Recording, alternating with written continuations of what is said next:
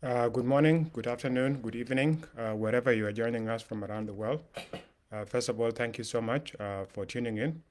Our apologies that we have delayed a little bit from initial time of 10 o'clock. We are now starting 22 minutes, 23 minutes after 10 o'clock. Anyway, thank you, those of you who are joining. Thank you for always tuning in and being part of this program. Thank you for your support and for engaging in this exchange of ideas and conversation in our country. First of all, let me start by giving my condolences to different communities in South Sudan. We know over the last several days, there have been a lot of fighting in different parts of South Sudan. There was fighting in a BA town in which a lot of people were killed, including members of the UN peacekeeping force. We pass our condolences to different communities. And this again highlight the challenge that South Sudan face, the challenge of insecurity, the challenge of proliferation of small arms, and how essentially the communities of South Sudan are being abandoned by the government that is supposed to be doing everything within its power to unite these communities and to create an environment of peace so that communities can live together in peace. We know that there are fighting going on across South Sudan, within Warab State, Lake State, Jonglei State, and all over the country. This is really a major concern. Although most of it is not directly related to political violence, this violence nonetheless are a major source of instability for the country, and especially a country that is purporting to be organizing elections in the next 10 months. This is absolutely concerning, and it is very important really, that all the people of South Sudan pay attention to what is happening in the country. I am extremely worried that if the things continue the way they are going, the whole country will become ungovernable. Government has armed a lot of communities. There are individuals that are connected to the president who have been buying weapons and arming communities to fight each other. And some of the people who work in the military, who are also close to the government, close to the president, they have been arming communities all over the country. And it has reached a level where really now the state itself has no capacity to impose peace in the rest of the country.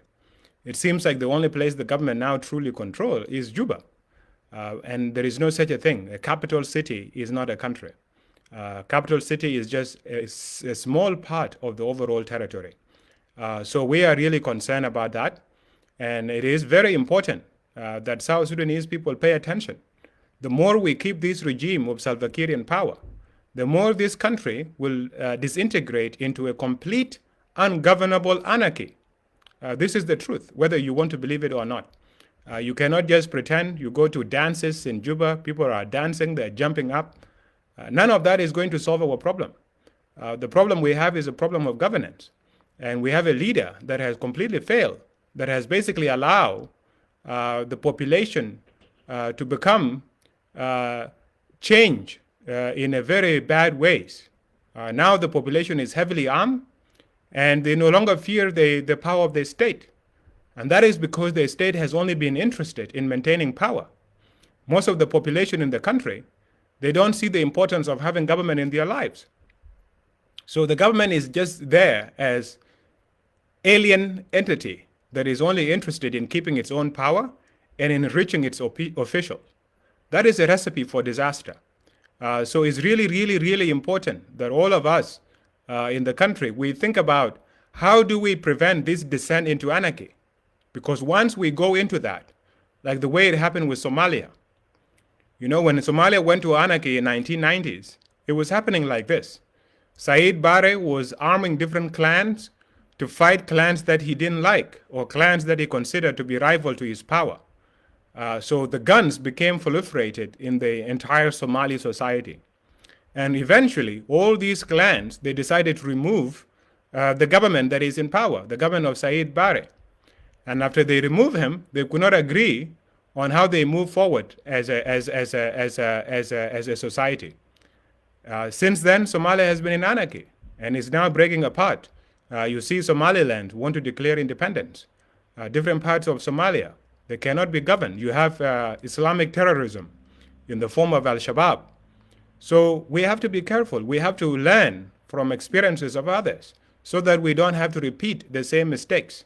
And the way we are going, God prevent, but the way we are going, especially with this regime of Salva Kiir remain in power, this country is likely going to become ungovernable.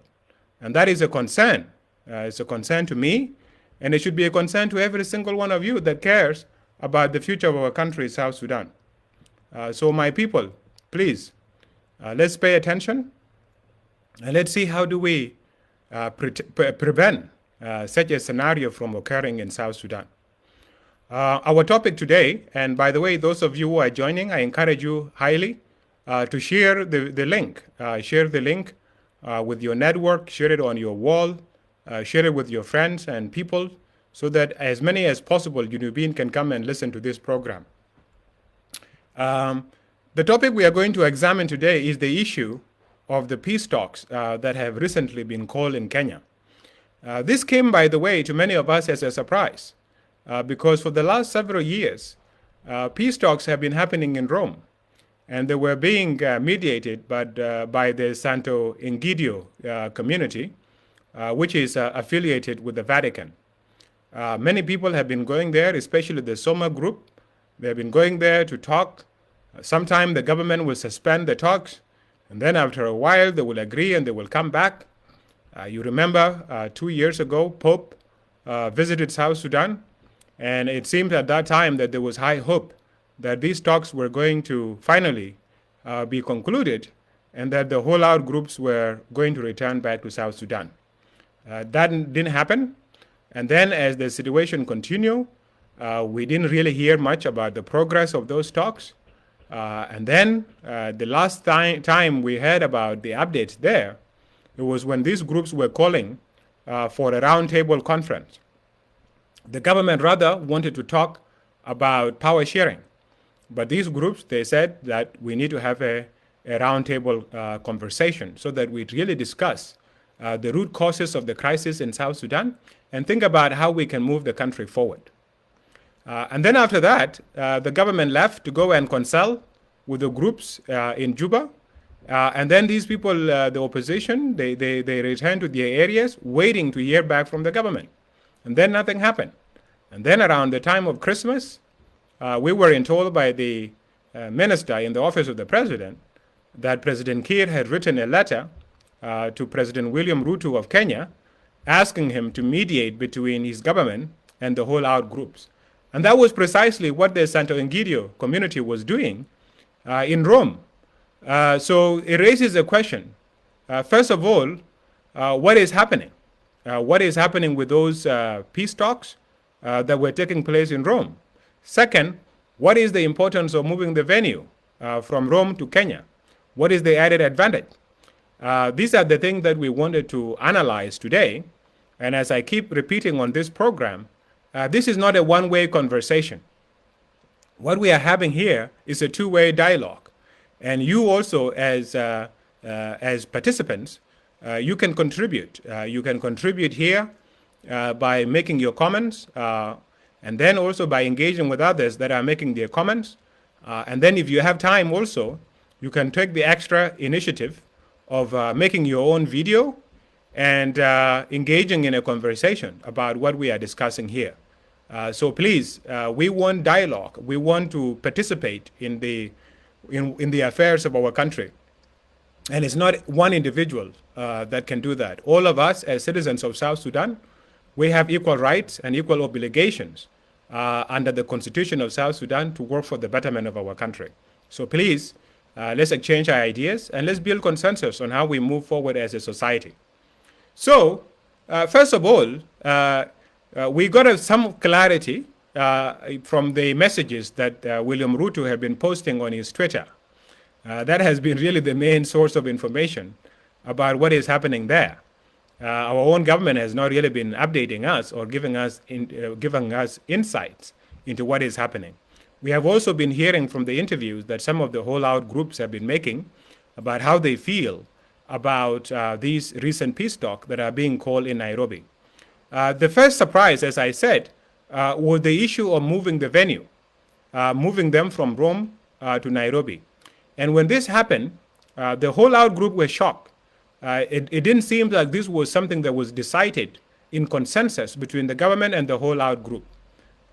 It was the government that made a unilateral decision on its own by engaging with the president of Kenya, William Ruto, convincing Ruto to be the new mediator of the talks between the government and the whole out group. So the whole out group found out in the media, just like the rest of the South Sudanese.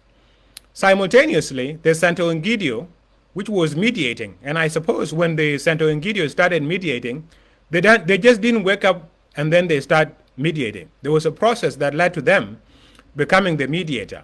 And this was a process that was endorsed not just only by the warring parties and the parties that were engaging in the talks, but also had the backing of IGAD and of the African Union and of the United Nations Security Council. So this was a process that had a lot of international players that were giving it legitimacy. Santo Egidio did not even know that this was what the government wanted. They found out, like the rest of us in the media, when it was announced by the government of South Sudan that they have asked the president of Kenya to be the new mediator. And we read from the media that the Santo Egidio was saying, essentially, they don't have a problem. What they want is to have peace in South Sudan, but they clarified that they did not know, that they were not informed about this in advance. So that is the state of things. This is the state of things. Santo Egidio was not informed in advance why the government of South Sudan wanted to change, number one, the venue, number two, the mediator. So that is the thing. And then now we heard from the government of Kenya that they have accepted.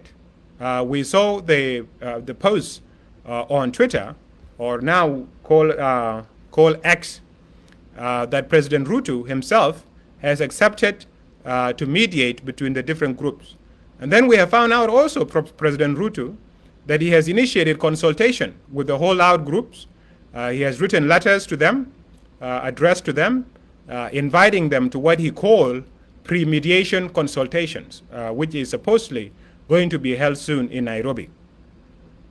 And then we also found out from President Ruto that he still wants the Santo Egidio to be involved, right? That was a little bit surprising, because if Santo Egidio was being changed as a mediator, the question becomes, why are they still invited to continue in the process? What are they going to add in the process if the parties were not satisfied with the role that they were playing initially in Rome? This also raised another question. So the first thing is, I don't think whether the talks are held in Rome or anywhere else, that the venue itself is a recipe for peace. Venue by itself does not cause conflict, it does not cause peace, it does not do anything. It's a neutral ground. And I think many groups were already happy engaging in Rome. Even individuals who have been sanctioned by the United Nations and by the European Union, because Italy is part of the European Union. They made exception for individuals like Paul Malong Awan to travel to Rome at ease and to participate in these talks. Sanctions were not used as a reason to exclude them. Exceptions were made for them so that they could participate in these talks. So they have been going to Rome. Thomas Shrillo has been going to Rome. Everybody has been going to Rome. Government has been sending its people to Rome. It may be a bit far, but of course, everybody has been going there at ease, and they have been talking. But what was the issue was parties were not making progress on the issues that needed to be resolved. So that is one of the things that the talk delayed for all these years. The talk delayed for these years because there was no progress that was made on the core issues that form the differences between the government and the whole out groups. And then eventually, the whole out group began to feel, especially after the government extended its mandate and developed this so-called roadmap, which is now supposed to lead us to elections by December. When this roadmap was developed, the opposition now began feeling that there is no need to continue with the talk as they were before, because the government did not really have a legitimacy to continue the talks in the form that they were before. And they wanted now a different way and different agenda of discussion. And for them, roundtable became the main issue. The government rejected the idea of roundtable, and then now there is the issue of talk being moved to Kenya. So the second question become, was the mediator the problem? Did Santo Egidio, for example, had individuals that were not the best people that could mediate between the two parties, the parties that were fighting in South Sudan? And that is a legitimate question, because a mediator actually matters. Unlike a place where people are sitting, the role that the mediator has is very important. And the knowledge of the mediator in the dynamics of the conflict and knowing the personalities of the individual that are engaged in the conflict, that can be a real issue that can be discussed. And that was one of the issues that maybe we are going to explore today, was the issue maybe the mediators did not know how to do their job well. So if that is the issue, then why then, instead of moving talks to Nairobi, why not then did the government not raise the issue with Santo Egidio and saying that you guys do not have the complex understanding of the challenges that we face in South Sudan, and therefore we need mediators who come from our own region that can be part of the process, that can actually help you guys to continue the talks. This seems like a real question because mediators, if Kenya is the best place that can offer mediators, then these mediators could be invited to Rome to join the discussion in Rome. And they can now help that Santo Egidio to facilitate the discussion because they know the personality is better. That is a legitimate issue, a legitimate question to be asked. But instead, what we found out was that the government is changing the venue and it's changing the mediator, that they want talks to be brought to Nairobi. Now, why is this a concern to some of the opposition groups? And by the way, I don't know. I haven't spoken to some of them, so I don't know how they feel about this. And obviously, this is a narrow talk. It's only limited to the Soma group, those who did not sign the 2018 agreement. And as many of you know, when this agreement was negotiated and signed, I was in prison in Juba. So I have nothing to do with the whole out groups or any of these groups when they were mediating. But the question becomes, why are they being moved to Kenya? And we know the past history of Kenya. There are people that argue that Kenya has a long history of mediating the crisis involving South Sudan. As you know very well, CPA was mediated in Kenya.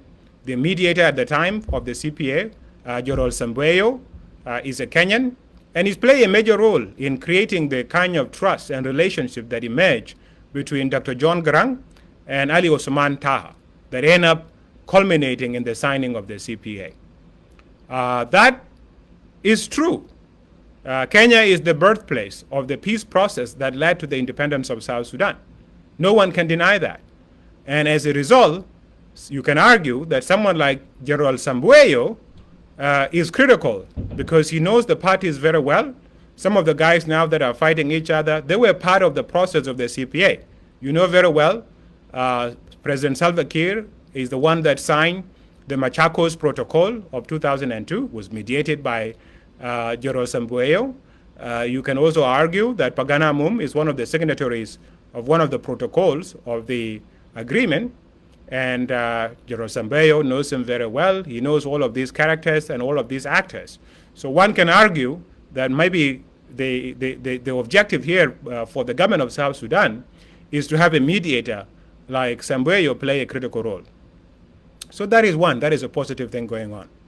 But we know very well that when the agreement on the resolution of conflict in South Sudan was mediated, when it started from 2014, immediately after the war started, and then ended up being signed in August 2015, and then it collapsed, and then what now became the revitalized agreement began being mediated, ending up being signed in September 2018, General Sambueyo was involved. He was there all along. He was part of the team of the 3 mediators that were facilitating the talks between the government and the opposition. He was involved. I met with him personally, and he told me.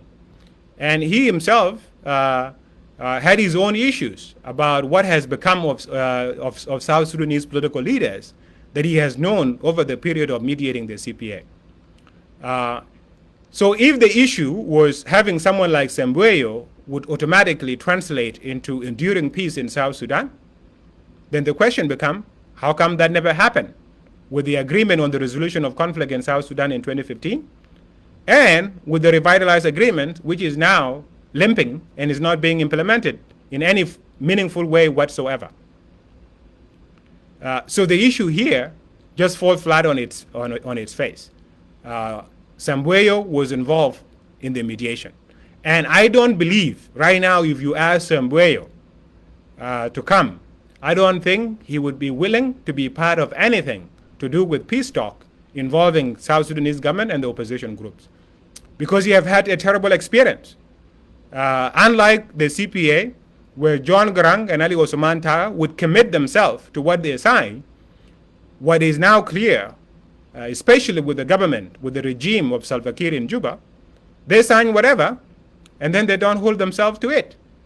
They sign it as just a way of surviving and avoiding scrutiny at that particular moment. But the minute that people turned their eyes away from it, they began doing things to dismantle the agreement itself. That is why the 2015 agreement ended up being dishonored.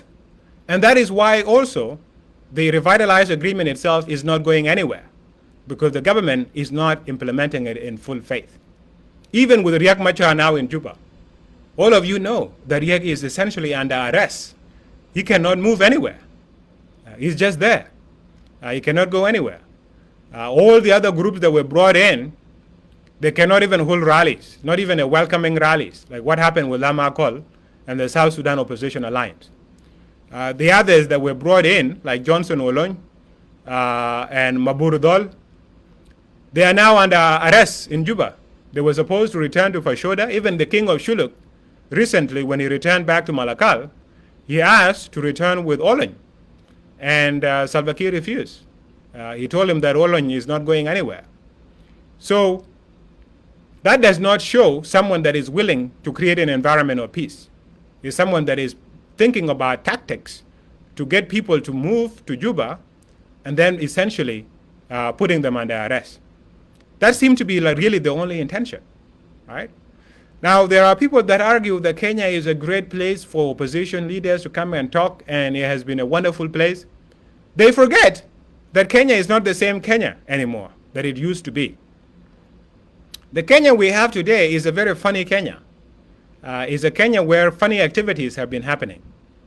First of all, we know this is a Kenya that sometimes arrests opposition leaders and take them back to Juba, where some of them are executed or killed, some of them are sentenced to death, and some of them are tortured. This is something that we have seen. There is evidence. We know very well James Gadet Dak, he was in Kenya as a refugee. The Kenyan government, they took him, put him on a plane, shipped him to Juba, where he was handed over to Salva Kiir. Salva Kiir took him immediately to the Blue House, where he endured years of detention and torture. He was sentenced to death, to be hanged. And he was taken to Juba Central Prison, where he was entered into the death row ward. That is the reality. So if you are opposition and the government concoct whatever in Juba and you are in Kenya, there is a possibility that the Kenyan government can just kidnap you and take you to Juba. Dong Samuel and Agri Idris, they were in Nairobi as refugees. And what happened?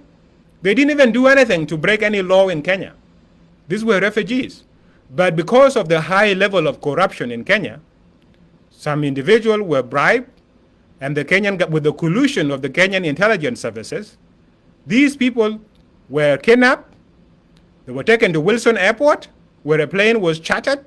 That plane flew out of Kenya through the Kenyan airspace, enter South Sudan, and then these people were taken to Blue House. Then from Blue House, they were taken to Luri, to the farm of Salva Kiir, where Salva Kiir, Tiger, and the National Security are based. And they were butchered. Their throats were cut. Their bodies were cut to pieces. Someone was burned. The other one was fed to crocodiles. This happened. They were in Kenya. Marco Lokidor is a Taposa opposition leader who is also a member of the SPLM-IO. He was a refugee based in Kakuma refugee camp. The government of South Sudan, in collaboration with the Kenyan police and Kenyan intelligence, they went to Kakuma, kidnapped Marco in broad daylight, put him on a truck, and they took him all the way to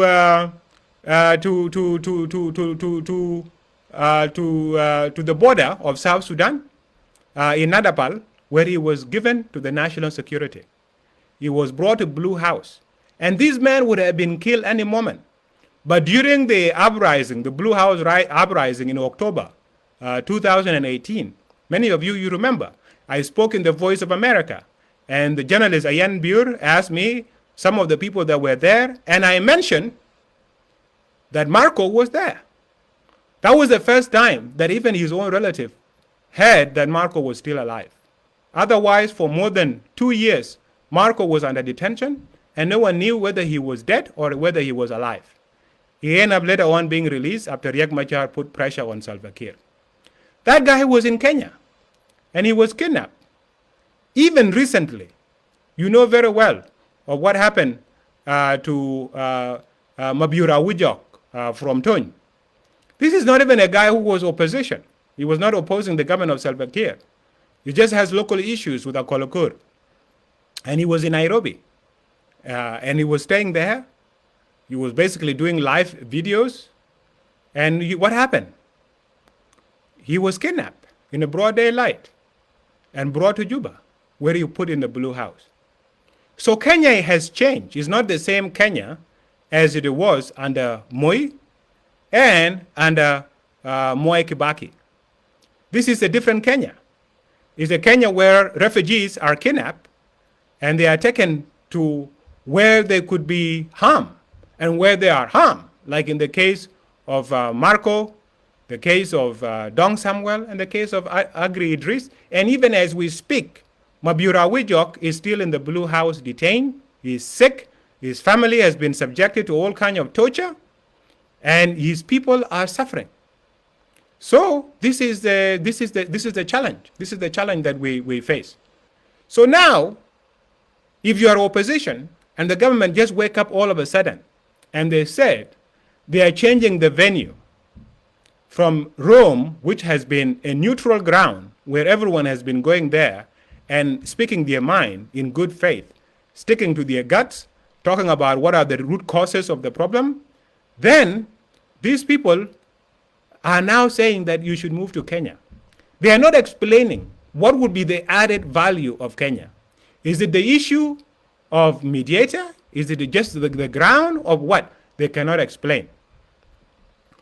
And then, as people are deciding whether to actually participate in this talk or not, you start having intelligence chiefs going to meet with Ruto. Meeting with Ruto, moving around in Nairobi, and you are wondering what is going on. And you saw the pictures of Akolokur with William Ruto. You have the Yen Makwach, who is the head of the external security, GIB, with Ruto. And most recently, you have Gorgori, son-in-law of the president, who is also one of the senior military leaders in the external security. These are the guys that are now already lurking around in Nairobi, a place where South Sudanese opposition figures have been kidnapped, where human rights activists have been kidnapped and taken to Juba, where they are harmed, where they are killed, where they are tortured, where they are placed under arbitrary detention. Isn't there something fishy, my people, in all of this? Huh? Isn't there something fishy? At the same time, At the same time, what you are seeing in Juba does not encourage you, or it does not make you to believe that Salva Kiir is serious about talks. What happened recently in Unity State? You saw the spin in the media with the Minister of Information of Unity State, talking all kinds of nonsense in the media that the SPLM-IO has attempted to assassinate the governor. This is nonsense. The resident of the governor in a Unity State is very well known. Where the fighting happened is also very well known. The fighting happened in the barracks of the SPLM-IO. Right? It did not happen at the state secretariat where the governor is supposed to be based. That is not where the fighting happened. The fighting happened in the barracks. So how do you assassinate a governor or the head of the state in your barrack? And this is not a place where he's supposed to be. Even any sensible person can realize that there is something very fishy there. What happened, my people, was that the government forces decided to attack the SPLM-IO. And the SPLM-IO forces in Unity State are very strong. This is not a fake army. This is a very serious force that has been organized, that have a strong leadership, that has a strong fighting will. These forces were attacked. And it's because the government is already planning funny activities. And you see this with all the arming of the communities that is going on in the South Sudan and the ways in which chaos is being manufactured. This is done deliberately. It's done as a way of weakening any solidarity among the people of South Sudan, so that the people of South Sudan are artificially divided and they are used against each other so that the government can continue looting and continue running the country to the ground. That is what is happening. So if they are planning these terrible things against the number one important peace partner, which is the SPLM, SPLA-IO, Riek Machar is in Juba. He's right now in Juba. He's doing everything he can to implement the agreement. The government has been doing funny things. They are changing ministers. Like last time, they fired Angelina from the Ministry of Defense, and they took the Ministry of Defense, they put her to the Ministry of Interior. They've been doing all kinds of things to undermine the peace process. They're preventing Riek Machar from traveling. Angelina has been invited, even here, when the U.S.-Africa Leaders Summit happened. There was also a separate forum that the U.S. Secretary of Defense was going to organize with all the defense ministers from Africa. She was invited. Salva Kiir refused to give her permission. SPLM-IO has been very patient. And now it has gone to the level where they are attacking. They're attacking the SPLM-IO directly. So does that show that this is a government that is willing to have peace? And if you are an opposition leader, if you go to Nairobi, would you be safe to disagree in a spirit of brotherhood, in a spirit of fighting for your agenda without consequences?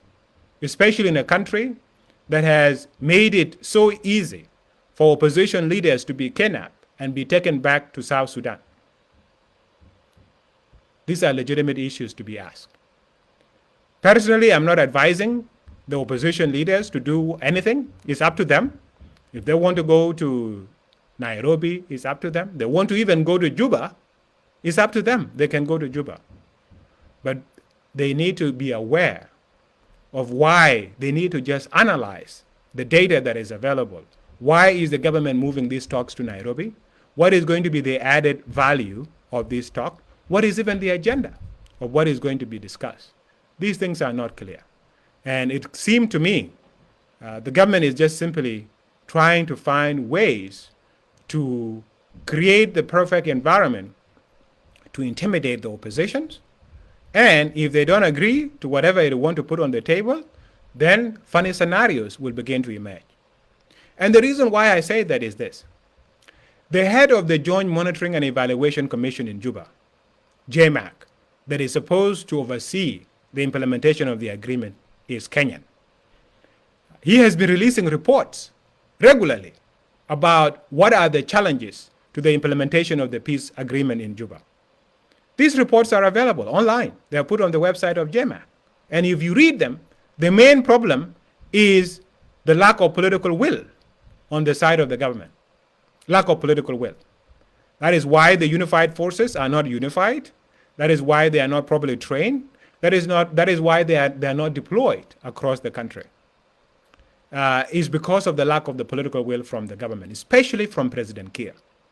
He has been looking for loopholes within the agreement to dismantle the agreement instead of implementing it. That is why even now you still hear that General X has defected from the SPLM-IO into the government. This is supposed to be unified into one single force. And if the intention was true that these are going to be unified, then why is it that you are still encouraging defection? Is also why the SPLM-IO forces are not receiving salaries. The only people that are being paid are the government regular forces, and become a way of attracting defection from the SPLM-IO into the government. It shows lack of political will. So all William Ruto needed to do, if he was really serious about understanding the dynamics of why the peace is not there in South Sudan, he just needed to be briefed by his own fellow Kenyan, who happened to be the head of the JMAC, to tell him exactly what is going on and what is the problem, why the peace agreement is not being implemented. But instead of doing that, here he is. Here he is. Second issue that should also raise your attention is the agreement in Juba that is not being implemented, with all the funny things that I just mentioned, was endorsed not only by IGAD, but also by the African Union. This is not an agreement that was just mediated by one country. There were a number of grantors. Uganda is there, Sudan is there, and the overall IGAD were part of the process. Ismail Weiss, as the IGAD special envoy for South Sudan and Sudan, he was there mediating the agreement from the very beginning. This talk in Kenya, there are questions. Is IGAD involved in it? Did IGAD mediate Kenya to be the one to finish the remaining discussions between the government and Soma? Yet we know that IGAD had endorsed the Rome Initiative under the leadership of Santo Egidio. African Union had endorsed the Rome Initiative under the Santo Egidio. UN Security Council had endorsed the discussion under Santa Egidio. Who has endorsed this government and William Ruto process in Kenya? Has anyone? Who has endorsed it? IGAD, certainly not. Was Ethiopia consulted in this? Was Uganda consulted in this? Were other member states of IGAD consulted in this? Are they going to be part of the secretariat of the mediation? What will happen with the mediation, with the implementation? Suppose the agreement is reached, when the agreement that is already in Juba, that is being overseen by IGAD, is not being implemented. Will Kenya on its own be able to get South Sudan to do something when Kenya, as part of IGAD, with all the other member states, could not get Salva Kiir to implement the agreement? This is a question to be asked. So it seemed to me that the intention really in creating these so-called talks in Kenya is to create an environment where they could easily outmaneuver the opposition and impose undue pressure on them with a threat of people waking up in Juba, potentially in the Blue House. This seemed to be like the only reasonable thing. Otherwise, there was no problem with the venue. No party has ever raised the issue with venue. Government never raised a single issue with the venue. All the team that had been sent by the government, they never raised a single issue with the venue. That was never part of the problem. They never raised any problem with the mediators. The issue was always the agenda. The issue was always building consensus on the agenda. So this is a funny process. And therefore, I see it as the part of the broader problem that is being done by the government of South Sudan. And this government is not serious about peace. Is not serious about mediating with the opposition. Is not serious about implementing the agreement that he has already signed with those of Dr. Riek, Dr. Lama Akol, and others who are in Juba, who have trusted the word of Salva Kiir. It brings us back to what we have been hearing all over the world about Salva Kiir. He's a man whose word means nothing. He cannot be trusted. He will say something, and then he will do the complete opposite. This is what you hear in Washington, D.C. This is what you hear in New York at the UN. This is what you hear in Addis Ababa at the African Union. This is what you hear in Djibouti at IGAD headquarters. He's someone whose word means nothing. He can say something and then do the complete opposite of what he has just said.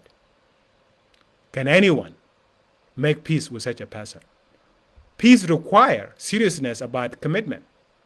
If you come into a peace agreement with the mindset that the agreement is not a Bible or Quran, which was the mindset with which President Kiir approached this entire process from the very beginning, it shows that you have every intention to dismantle the agreement. And that's what he did. In 2015, just after he signed the peace agreement, what did he do? He formed a committee of national security. By the way, this is the inside information. He formed a committee of the national security that was headed by Akolakur. It had 3 individuals in it. And this committee was tasked with finding loopholes within the agreement to dismantle it. That was the main job. And Akolakur was the head of this committee directly. And it was reporting to Salva Kiir. So a few months later, when the agreement collapsed in Juba and there was the dogfight in J1, that was not a surprise. It was a deliberate process. And part of the recommendation that they made included the so-called 28 states that was used to make it difficult for the agreement to be implemented. It was also part of the targeted assassination of officials within the SPLM-IO who came from the intelligence and from the national security. These people were targeted and killed. And the objective was simply to finish the agreement so that the agreement is not implemented. This has been the nature of Salva Kiir. So it's up to the opposition leaders. Do they want to go to Juba? And they want to end up in Juba under a very funny situation? Or not?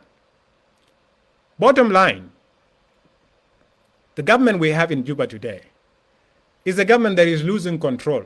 Unless if you are blind and you cannot see what is happening in Juba, then you will be in a rush to want to go to Juba. But if you have eyes, and those eyes are actually open, and you are seeing what is happening in Juba, this is a government that is losing control of the entire territory of South Sudan. Now in Warab State, the state government is helpless.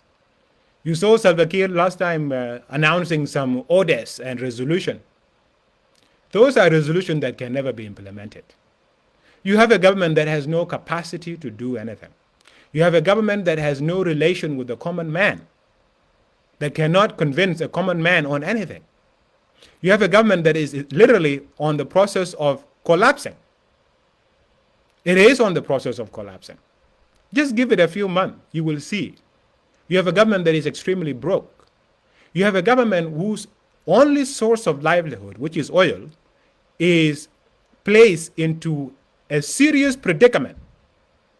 Serious predicament where this oil can be shut down at any moment because of the war in Sudan between the fighting forces. Any of these forces can just decide to turn it off at any minute.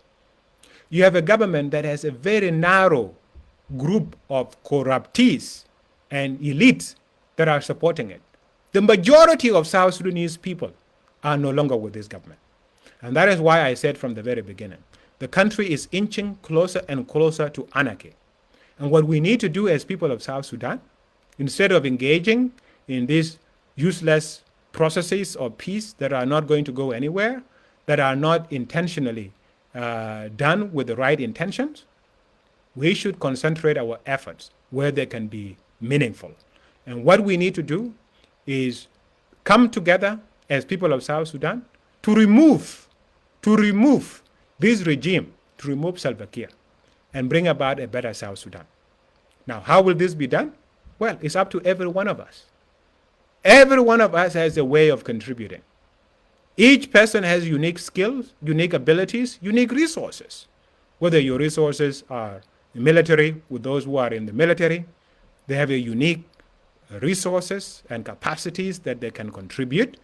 Whether you are someone with financial resources, we are businessmen, your financial resources has a unique ways of contributing.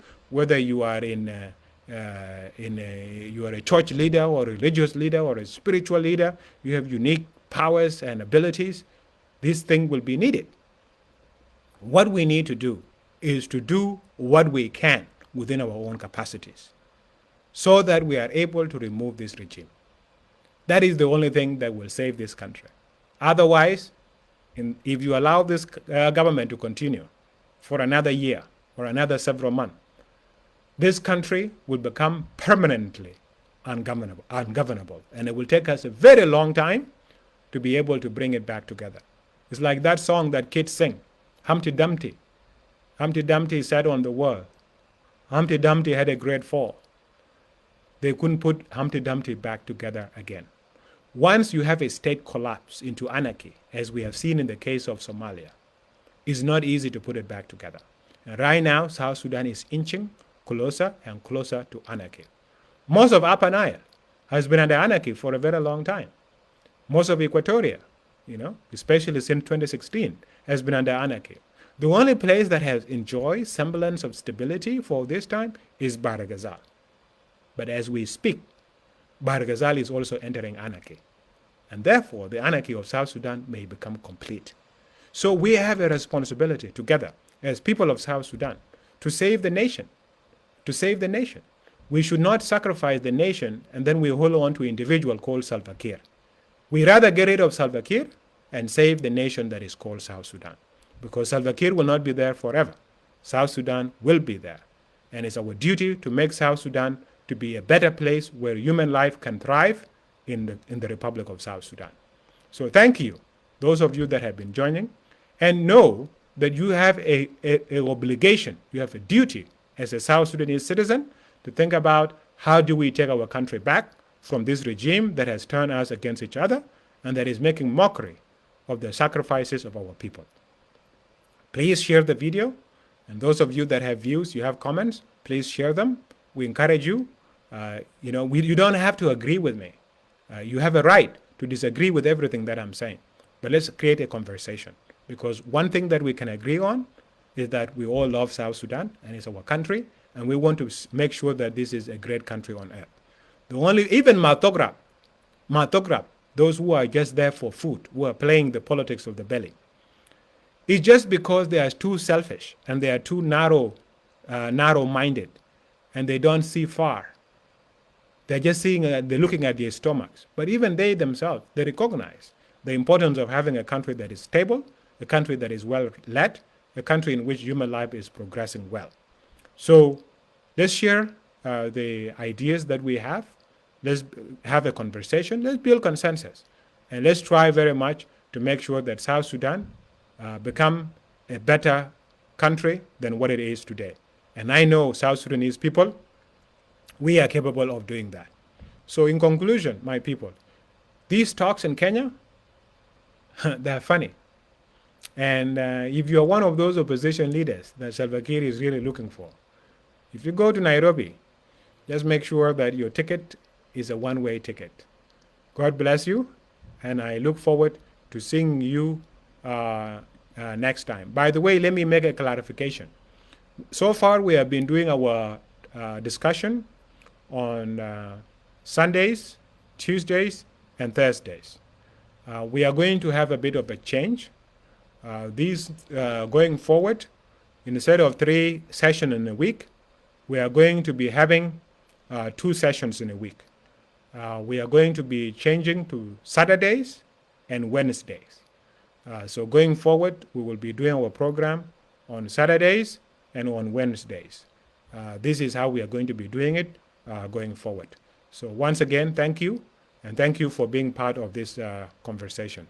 Looking forward to seeing you, and God bless you, and God bless the Republic of South Sudan.